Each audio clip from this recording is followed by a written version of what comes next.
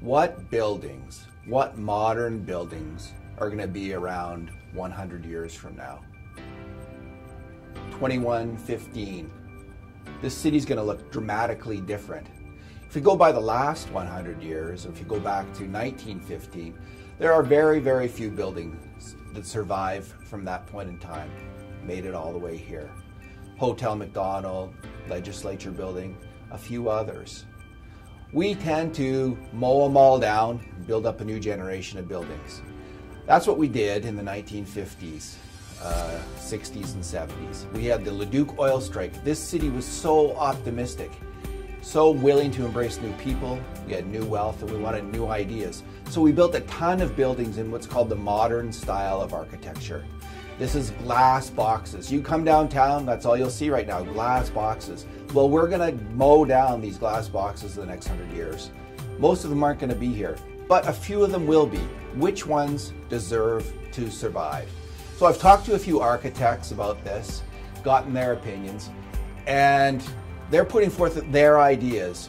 There's something called the Ledge Annex. They think that one should survive. You know, you look at that building, you think, ugly glass box, but the architects make an argument for it.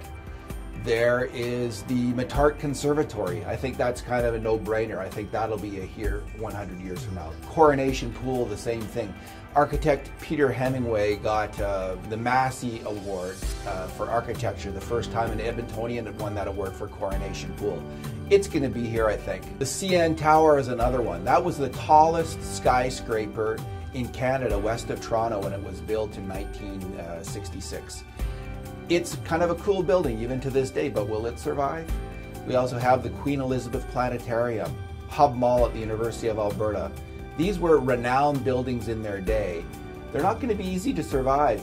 Right now, the Queen Elizabeth Planetarium, for instance, is all fenced off. It's got asbestos in it. A lot of these buildings were built when asbestos and other dangerous materials were used. So they're going to be hard, expensive to fix up, to keep going.